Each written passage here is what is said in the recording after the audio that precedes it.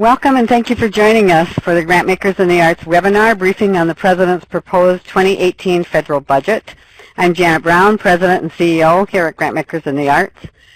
We're happy to have joining us today Alex Nock, Principal of the Penn Group, a bipartisan education policy development organization in Washington, D.C. I'm personally, and I know all of you on the call are also, very unhappy that we are having to have this webinar today. For the last 50 years, every United States president has supported the budgets of these federal agencies that we're going to talk about today. I also think it's important for you to know that Grantmakers in the Arts Board of Directors has determined that all of our advocacy efforts, which will continue through the summer and the fall, will be directed not just only for the National Endowment for the Arts, which is of course our closest federal agency in this group, and also a member of Grantmakers in the Arts, but also that our advocacy efforts will include the National Endowment for the Humanities and the Corporation for Public Broadcasting and the Institute of Museum and Library Services, all of which are part of the ecosystem that the nonprofit arts world has come to depend upon over the last 50 years. So what can we do about this, and what is the process that this budget entails? Alex and the Penn Group have been working with GIA for over 5 years on strengthening the role of the arts in federal education policy and also in other areas. We are pleased to have Alex with us today to provide us a briefing and to answer our questions. To do that, if you have questions, you can type those questions into the rectangular box at the bottom of your screen. And at any time during the session, if it's important that we stop to explain something, we'll do that. Otherwise, we'll leave all of those questions to the end of Alex's presentation. So at this point, I'll turn it over to Alex. Thank you so much, and welcome. Thank you, Janet. Can folks hear me? Janet? Yes, I can hear you. Okay, good. Sorry, the little microphone wasn't lighting up. Good afternoon, or good morning, I guess, to some folks, depending on where you are in the country. Janet introduced me, so I won't reintroduce myself, but I'm Alex, and we've had the privilege, as Janet said, of working for GIA for a number of years. So glad to be with you here today, even if it's under, I guess, bitter circumstances in some ways because of the news we're having to bring. But as you'll see by the end of our presentation, there's a path forward on this that allows folks to engage and make sure that members of Congress know the value that these agencies provide. So briefly here, we're going to cover a number of issues in this webinar. First, we're going to start with a little bit of background about the appropriations and actual budget process of Congress. This is a little in the weeds, but I think it helps you kind of understand where we are and where we might be going in terms of this conversation. That's everything from the role of the administration in Congress, what is a quote-unquote normal process, which has not been, the last bunch of years has not been very normal, but what would be considered a normal process, and then what typically happens is something we call an omnibus appropriations bill. We'll go over where we are with the NEA, NEH, IMLS, and CPB funding proposals for 2018. And also where we are with recent congressional action for 2017 spending for these agencies. And then lastly, okay, you have all this information. Now how can you take action, or how can individuals you know or work with take action to make sure that folks know that we do not want an elimination of funding for these important cultural agencies that Janet mentioned when she kicked off this conversation. So first, because it's DC, we had to have a little flow chart here so you could kind of see how this process works. But here is, this first slide really goes over how the appropriations and budget process is supposed to work. So how it was designed and how really up until the early 90s it did work. Typically, in early February, the president, whomever the president happens to be at that time, submits his budget request for the next fiscal year. So the president in February submits a budget request for the fiscal year that starts in October. of that same year. Typically, when a new administration starts, the president's budget is normally submitted just a bit later. This was true of the Obama administration, the Clinton administration, the George W. Bush administration, the George H.W. Bush administration, and was certainly true of the Trump administration when it came into office. You may have seen the first initial kind of budget news come out when the Trump administration essentially introduced or announced its what we call skinny budget, or kind of highlights of its budget. Recently, then a couple of weeks ago, the administration followed up with a much more detailed budget. So they were later than the February timeframe that typically Congress gets a budget from the administration. Following the release of the president's budget, Congress then essentially sits down and agrees on something called a budget resolution. And essentially what the budget resolution does in this instance is essentially say how much do the appropriators, or the leaders in Congress that deal with primarily defining the level of funding for programs that Congress appropriates money for, how much money do they have to spend? So every year they set an overall number for the Appropriations Committee in the House and Senate to work with. Then, and moving here to our third bucket here of appropriations bills, the Appropriations Committee takes that overall number, then sets individual subcommittee spending levels. So there are 12 subcommittees in the House and 12 subcommittees in the Senate that deal with different matters of appropriations issues. So there is everything from the Labor, Health and Human Services, Education and Related Agencies Subcommittee. That's the one that funds IMLS and CPB. There's the Interior Funding Subcommittee. That's the one that funds the NEA and NEH. There's one for housing. There's one for financial services. There's one for the Department of Defense and Homeland Security, and on and on. But during the late spring and summer, appropriators in both chambers worked to draft essentially 12 subcommittee spending bills covering all areas of the federal government. These 12 subcommittees essentially cover all the activities and actions and agencies of the federal government. Then the subcommittees, and then the full committees in each chamber. So again, there are 12 subcommittees. Then there's one full committee in each chamber. There's a Senate Appropriations Committee and a House Appropriations Committee. They mark up or consider, essentially debate these bills in their committees. And then each chamber, the House and the Senate, pass their own versions of these 12 bills.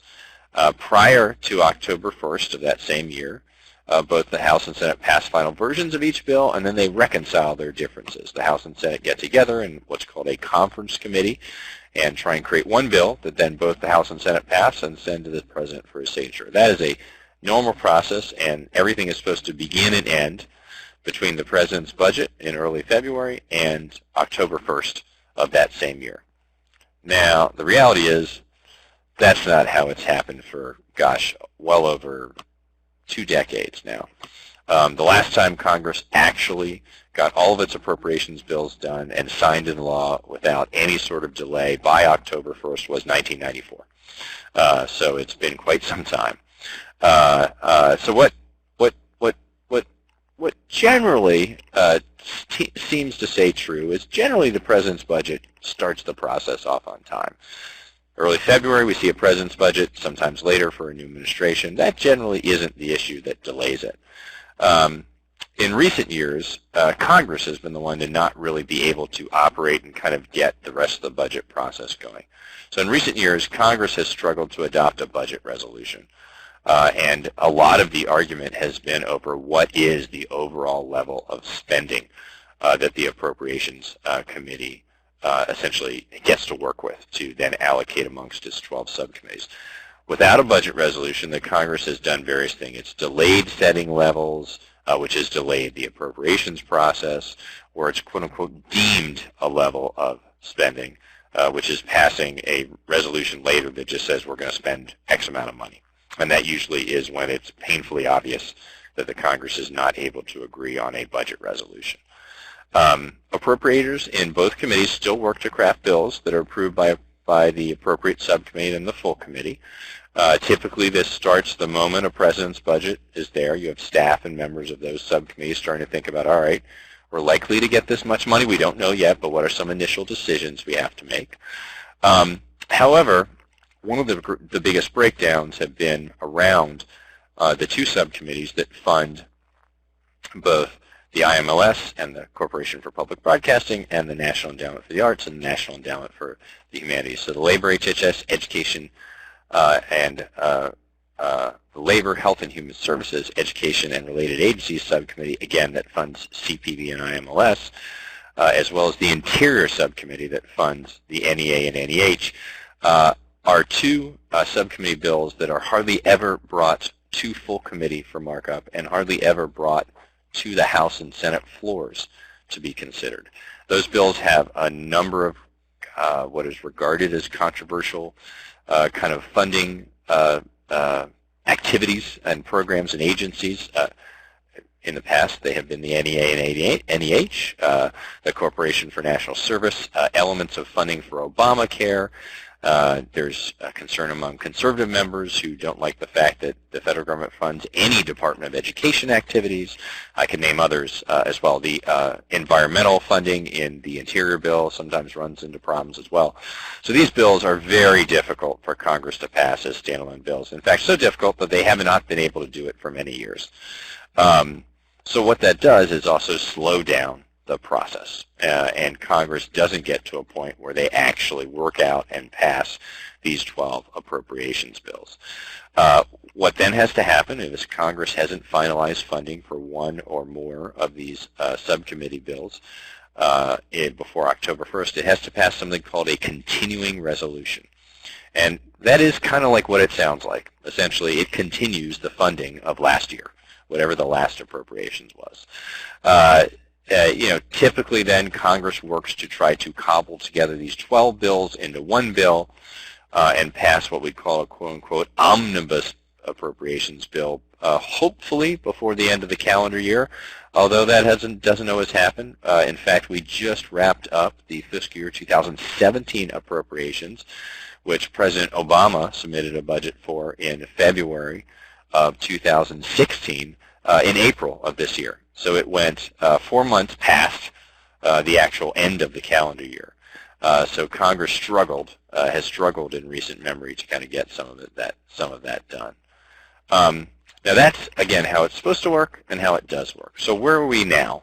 Well, President Trump proposed his fiscal year 2018 budget, both a kind of slimmed down or quote-unquote skinny version of his budget in March, I believe, and then proposed his what some people affectionately call the fat or traditional budget in May, just last month. And kind of headlines as part of it, which is driving a lot of even some of the stuff we're talking about today, is that President Trump has proposed to move $54 billion in domestic spending, so spending on education, the arts, housing, the environment, healthcare, and things like that, over to the defense side of the budget. And when I say defense, I mean DOD, Army, Navy, Marines, Air Force kind of activities, as well as Homeland Security activities. Both of those fit into a larger defense/security kind of pot of funding. And if you're going to move money, $54 billion, over to the defense side, it's going to necessitate cuts if you're not expanding the overall pie that Congress has to fund. That's why you see major cuts at the U.S. Department of Education that have been proposed, cuts at Labor, cuts to the NEA, cuts to the NEH, cuts to CPB, cuts to IMLS, cuts to other agencies, the EPA, et cetera. And, frankly, President Trump's budget has been met with some bipartisan skepticism. The level of cuts he is proposing to many agencies are the largest both percentage and dollar amount cuts that have ever been proposed for some of those agencies.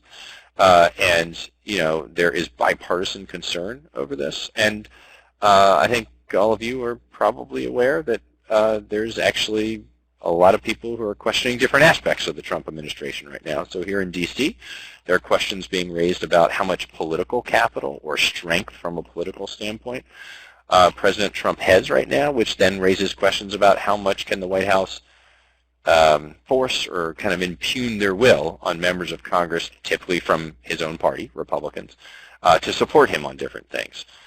In fact, just yesterday, Secretary DeVos, who is the Education Secretary, testified before the Labor, Health and Human Services Education-Related Agencies Subcommittee in the Senate, And the Republican chairman of that committee came right out and said, there are major questions about your budget, and I'm not sure how I can defend your budget proposal. This is a Republican chairman of a subcommittee, arguably one of the most powerful members of Congress over funding for the Department of Education, openly questioning the Department of Education's budget from a Republican president. So other aspects here that are really further kind of challenging the situation are obviously the Republicans in Congress with the Trump administration are trying to work on major health care changes through changes to Obamacare / the Affordable Care Act, and there's a major desire to do tax reform or tax cuts in this year.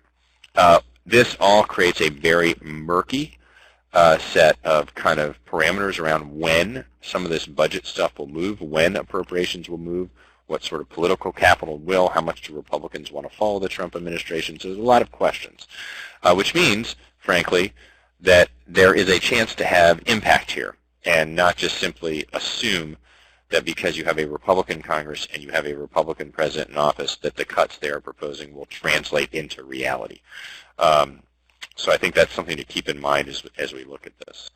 So now I'll just go over briefly where we are with these agencies. So the National Endowment for the Arts is the first kind of slide we have here, and the President's FY 2018 budget calls for the elimination of the NEA, as you know. The President's budget in fiscal year 2018 does propose $29 million for the NEA, but that's for wind-down activities. Some folks have been confused because there is a line item in the President's budget for this that is obviously remarkably smaller than the full budget the NEA would get. But just like any sort of operation, you can't simply shut the doors to the NEA in one day.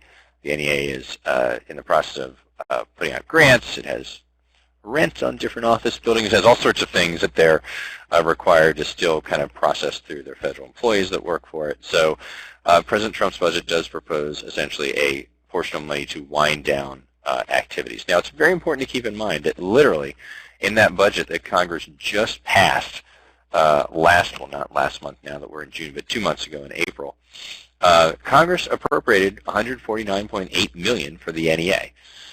So it essentially boosted the NEA's funding by a couple $1 million, a few $1 million. It gave it essentially what some might call an inflationary kind of increase compared to last year. But Congress just spoke. This was after the President had initially in March voted, or not voted, but proposed to eliminate funding for the NEA. And Congress said, no, we're funding it. Now, President Trump proposes to eliminate it for 2018, and they fund it for 2017. But it could have been very easy for the Congress to say, why are we waiting to 2018? We know President Trump doesn't want the NEA, the NEH, or the CPB, or IMLS. Let's get rid of it now. They chose the exact opposite activity, which was to fund the NEA and fund it at a small increase. And you'll see that throughout the slides here, that on all these agencies, they essentially did the same thing. Turning now to the National Endowment for the Humanities, again, the President's budget calls for the elimination of the NEH. Again, there is some wind-down money here, $42 million. But what did Congress do? Just a month ago, month and a half ago, it proposed $149.8 didn't propose, excuse me, passed, and President Trump signed into law $149.8 million for the National Endowment for the Humanities. A similar situation exists with the Institute for Museum and Library Services. Again, the President calls for its elimination. Again, there's some wind-down money, but Congress just passed, and President Trump just signed into law $231 million in fiscal year 2017 funding for the IMLS, essentially more or less flat funding for IMLS. And then lastly here, the Corporation for Public Broadcasting. Again, the President's budget calls for elimination. Again, there's wind-down money, but Congress, again, provided $445 million for the CPB. This is essentially level funding. It's exactly level funding. So again, Congress said, no, we're not moving forward with your proposal or even the concept of your proposal. It could have been very easy for Congress to shave some money off, take a haircut, maybe propose 3/4 of funding to send a signal that, you know what, we're going to give this President's budget a strong look. They chose not to do that on a bipartisan basis. And again, President Trump signed that into law. So I do want to mention one thing here before we go into the take action slides, or kind of how you can look at what to do to raise your voice on this. And that's there has been some confusion over kind of what President Trump's budget means. If you looked or back at the slides or, was kind of processing what I was talking about in terms of how the Congress works through the budget process, President Trump's proposal is just that. It's just a proposal. And if immediate past history is any indication, Congress has not wanted to eliminate funding for these agencies. Now, it doesn't mean that Congress shouldn't be reminded of the importance, need, impact, and kind of ability to, kind of shape lives and communities of these agencies. That's why we're here, and that's why we're talking about this. But Congress has rejected calls to eliminate this on a bipartisan basis. And the Trump budget is a proposal. It should be considered as a serious proposal from the Trump administration. But we need to remind members of Congress about why they continue to appropriate money for these agencies and the value in them. So my main point here is the doors, the NEA, the NEH, the CPB, and the IMLS did not close yesterday. They're not going to close tomorrow. They have funding for this fiscal year. The question is, where is their future, and how can we reinforce the role that they play and the need for members of Congress to fund them? So after that, okay, well, you're asking yourself, I want to take action. What can I do? Well, we group these next couple slides into priority areas. And priority number 1 is one of the most important things you can do all the way to priority number 4. It doesn't mean priority number 4 isn't important. It just means you should look at priority number 1 before you look at priority number 2, 3, and 4. So on priority number 1, Congress clearly needs to hear your voice and other voices around the importance of the arts and cultural agencies to states, communities, and other organizations, to individual lives of citizens of our country, to organizations that provide services across the board. Everyone can help out by reaching out to your member of Congress, whether or not you're thinking about your member of Congress as the member of Congress that represents you as a private citizen in terms of where your address is and your home of record versus the organization you work for and whether or not your organization is comfortable with and permits kind of folks to speak on their behalf, or if you're in a role in that sort of agency where you can say, yeah, my organization is concerned about this and we're in your district. If you're unsure who represents where you live or work, we have links in this set of PowerPoint slides here where you can find out who your member of Congress is, who your senators are. So everyone has at least one member of Congress, or not at least, everyone does have one member of Congress in the House, as well as 2 senators that represent them and that are responsible for responding to constituent questions and requests. So that's something important to keep in mind. The most important thing is reach out to your members of Congress and make sure they know not to cut funding for these agencies and to continue to fund them at the levels they've been funding at. Priority 2. Now this is a little more targeted, so it takes kind of understanding of who your member is and what they kind of do in Congress. So our second priority here is calling your member of Congress or reaching out to them or emailing their staff if they are on the House or Senate Labor HHS Appropriations Subcommittee, which funds one of these agencies, or either the Labor HHS Education Appropriations Subcommittee or the Interior Appropriations Subcommittee.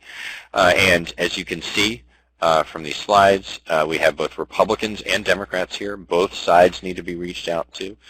In the end of the day, the process that Congress uses to produce an appropriations bill typically is bipartisan, because not one side of the aisle can typically produce enough votes to just pass it with just their priorities. So it's not a Republican-only bill or a Democratic-only bill, but it's a bipartisan bill. And we have members of Congress here in both the House and the Senate for the Labor Committee and the Interior Subcommittee, and you see members like Tom Cole, who's the chairman of the Appropriations Subcommittee, Roy Blunt, he's the senator that I mentioned earlier, who's the chairman of the Senate Labor Age Committee, who raised questions about the Trump budget as a whole.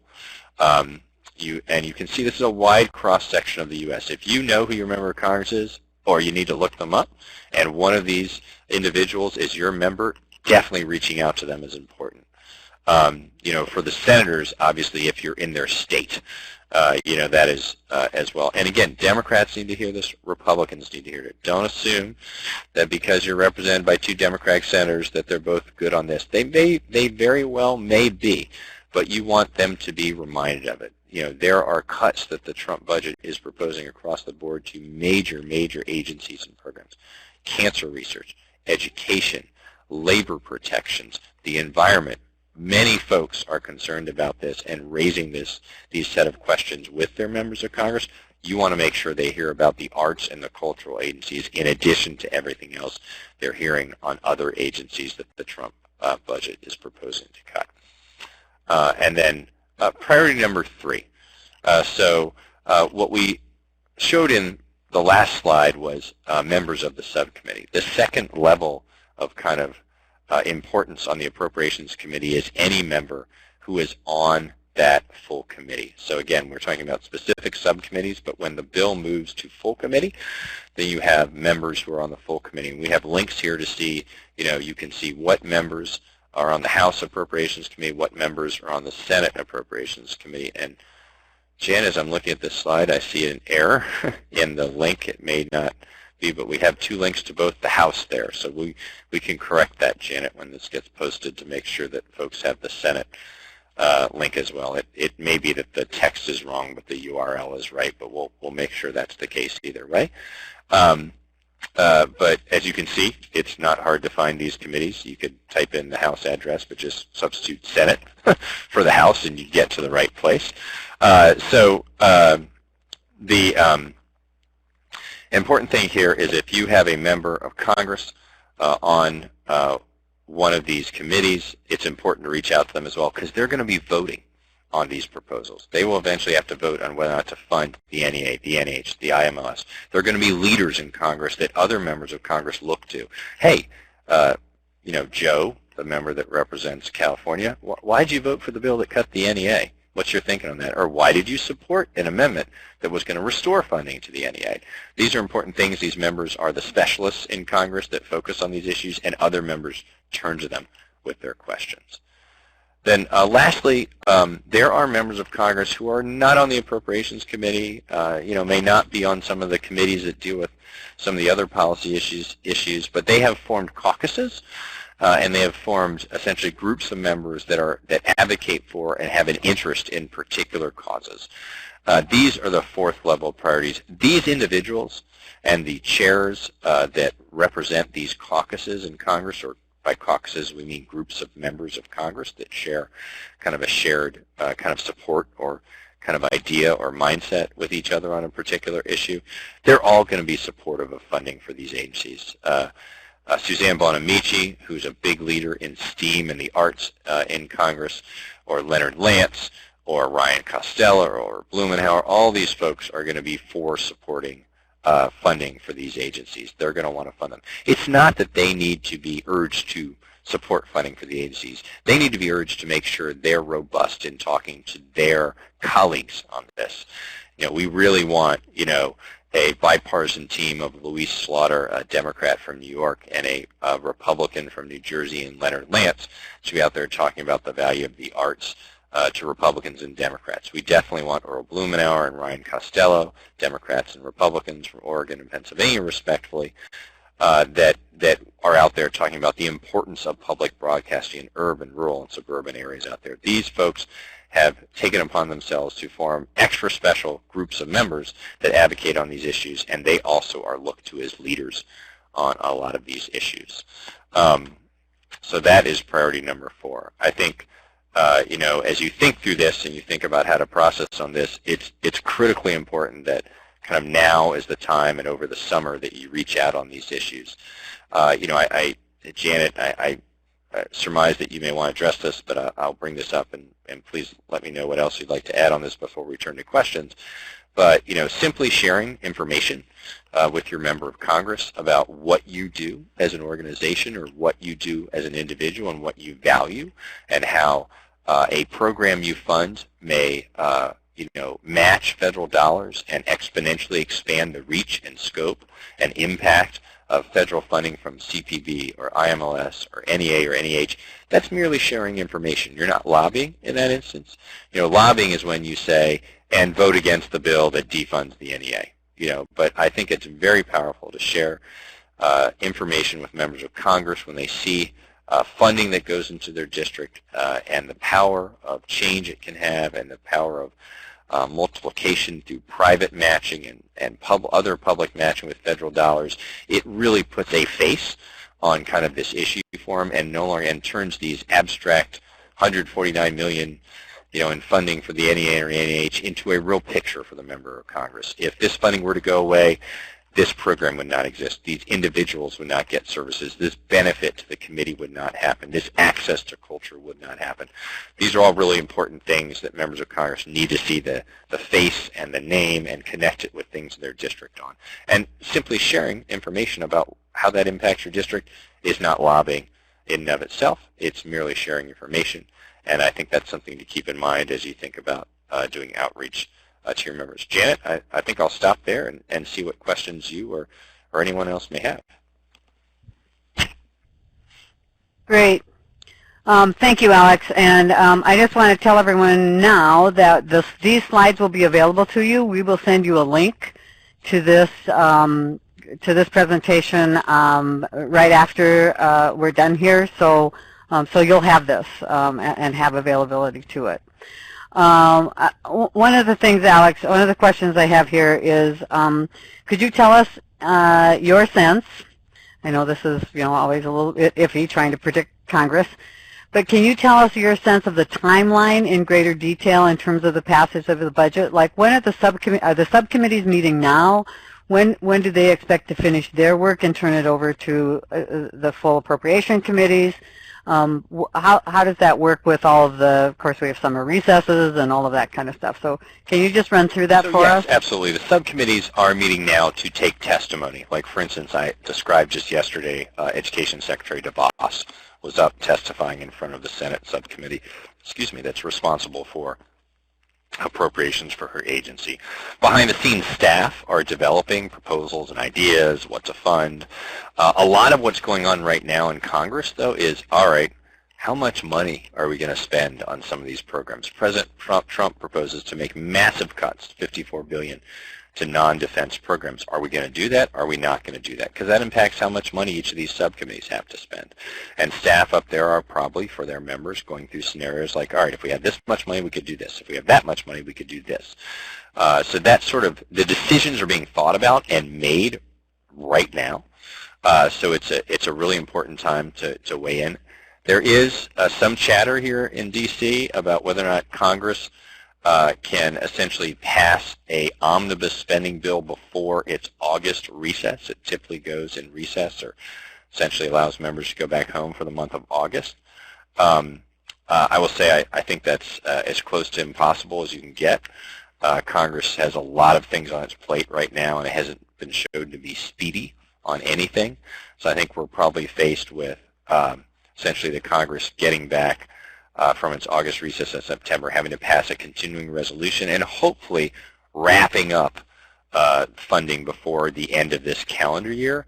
But that does mean that subcommittees will start thinking about marking up or quote-unquote considering legislation. That's what it means to mark up or debate and consider and vote on legislation over the next essentially June and July. They're going to try and use the summer to do this. That's why I said it's definitely the time to weigh in now, as these subcommittees are trying to figure out what their initial proposals are for their members to vet and kind of have an impact on. You want to arm these members of Congress here and now, so over the summer they can be impacting what the subcommittee initial decisions are. Does that help, Janet?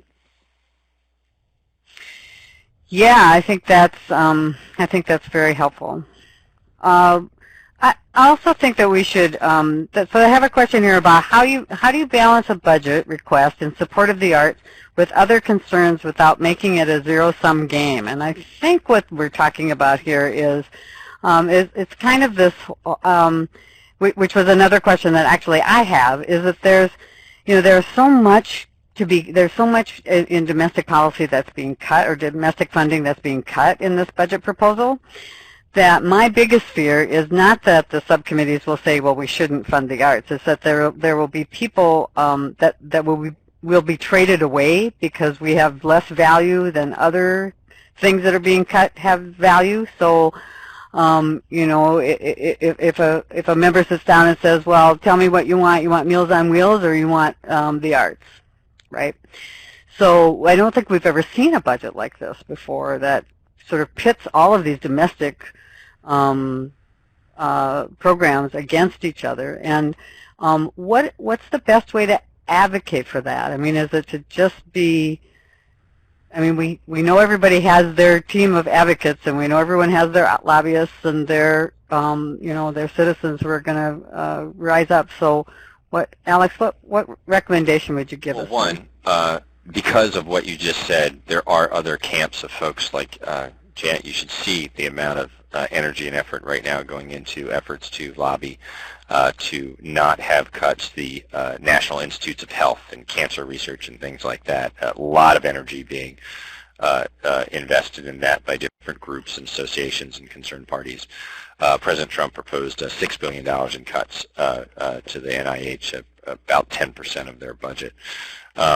So one of the things I think is very, very important is, yes, there are a lot of cuts Trump has proposed, and they're historic in nature. They're so big. We probably, I think you're, Janet, I think you're right. I think we've never seen a budget this stark across the board for many, many years, if ever at all.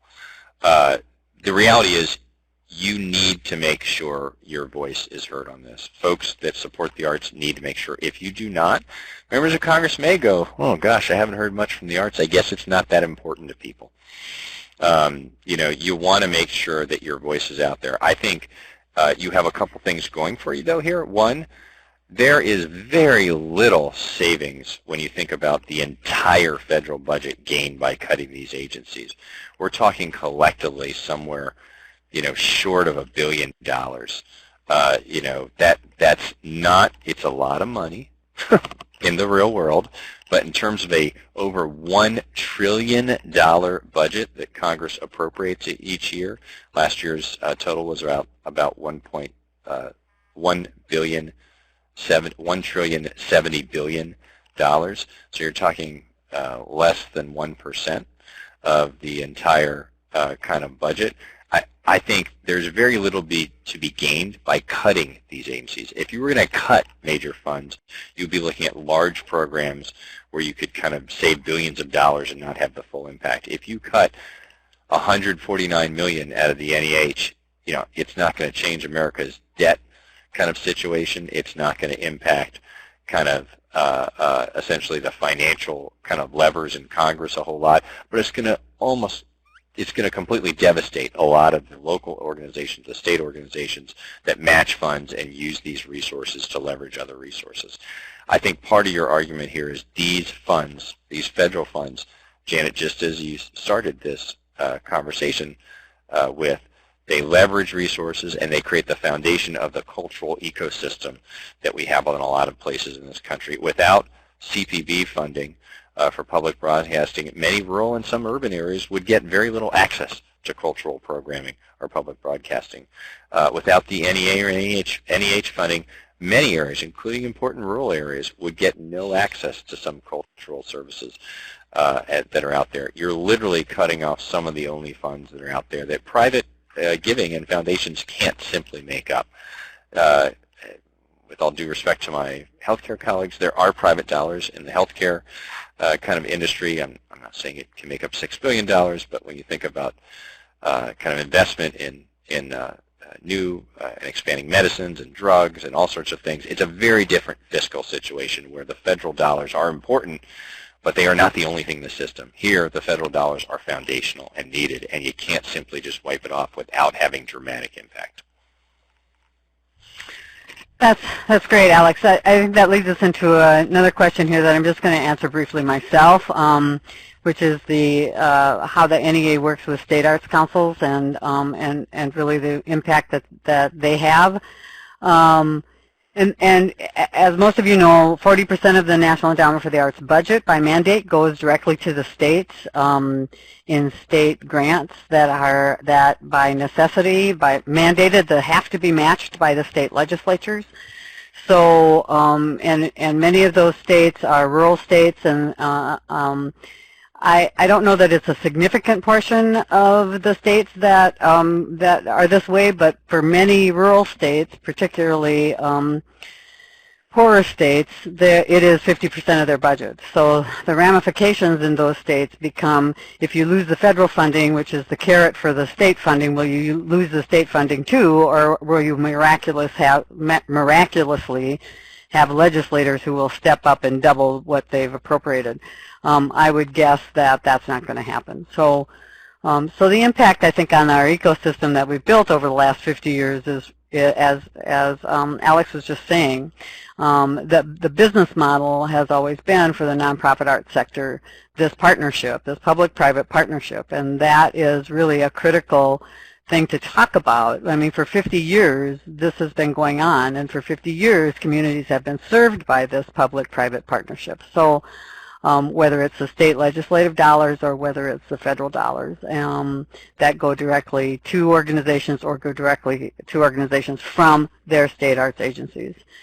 So the question about what would be done if the NEA does go away is that we would certainly, there would be a I don't know. I think it's a big question, because what we do know is that it is a system that has been in place for so long that we don't really have private foundation funders who are capable or able to take its place, and we don't have a mechanism for the for-profit sector, as Alex just pointed out, with healthcare and pharmaceutical companies and all of that kind of thing. We don't have a reason for the for-profit sector to actually invest in us that's a real business model for them.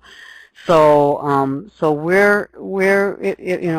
really are at a point where our arguments need to be stronger and need to be more, and we need to be louder in how we're speaking about them.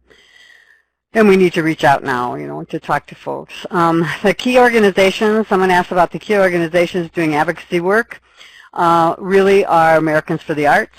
If you're not part of their group, advocacy group, public policy group, you should join. It's free. You can get their alerts. There's a great amount of material on AFTA's site that will talk about how to approach just the same things we did here. Here's who your House representative, who your representatives are and your senators are, and all of that. Also NASA, we've been working with NASA and really going to move forward to try and hone in on how we can reach subcommittee members through our GIA members. So that's one of our strategies.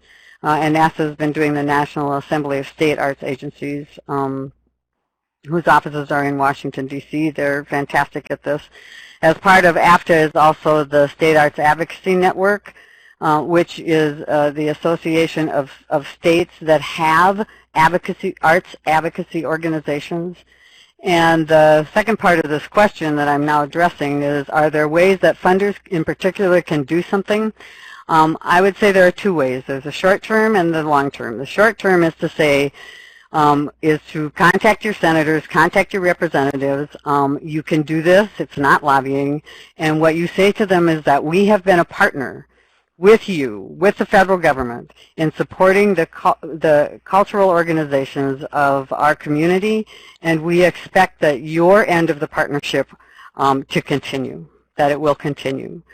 So I think you are an investor, along with, when we talk about this with our Arts Education Funders Coalition a lot, the reason that group is only funders is because we can sit down and say, we're here as co-investors with you in public education, and we're also here in co-investors with the National Endowment for the Arts, the Humanities, Corporate Broadcasting, and IMLS in the same way of building community, supporting our cultural history, preserving our traditions, and giving America a creative edge. We are co-investors with you, and I think that's an important message to make. The other thing, which is long-term, is that I think funders need to take a more serious look at how we support infrastructure, advocacy, and service organizations within states. We have strong service organizations nationally, and they are also working on all of this. But the state-level organizations are pretty weak. Not the ones that are strong, but there is not one in every state that is strong, and those are the kinds of things that I think funders can be really proactive about, saying, why don't we have a state service and advocacy organization, and how can we get one going, and how can my agency help to support that, or my funding entity help to support that? Because that's how we build this kind of lobbying effort and advocacy and educational effort that we need to build. So that's my little spiel about that. I think at this point, Alex, I don't have any other questions here that we haven't already answered, but I want to reiterate to everyone again that this presentation has been recorded, that we will be sending you a link to the file, and that we will be sending you a link to that file along with a brief survey so that you can give us an evaluation. And your feedback is always important to us. And I just got a note here from Jim McDonald, our trustee deputy director, that that I've forgotten to do this, which is extremely important. GIA has on its website, we've created a new website called Funders Respond. And if you go to our GIA website, you'll see a button that says Funders Respond to the current political climate. On that website, what we've done is try to list as many programs as possible that funders are currently doing that have been in response to the political landscape. And as examples for other funders who want to know what's going on and what other funders are doing so that they might be able to replicate those ideas. Secondly, there's a news portion of that talks about how that gives all of the sort of news articles. So if you want to figure out how to write an op-ed or whatever, there's a lot of examples there of what other people have done. In terms of the private foundation world, there are examples of what we've posted are letters from presidents of the Ford Foundation, the Heinz Endowments, Mellon, I believe, Mellon Foundation, several, the Kresge Foundation, several examples of what presidents have said with regards to these cultural institutions and how you might be able to use that as some language for your own advocacy and educational work. So that's on the GIA website, and we hope that that's useful to all of our members. Okay, so at this point, I think we'll say thank you to Alex and to Penn Hill for all the work that they've done for us and the knowledge that they bring to us every day.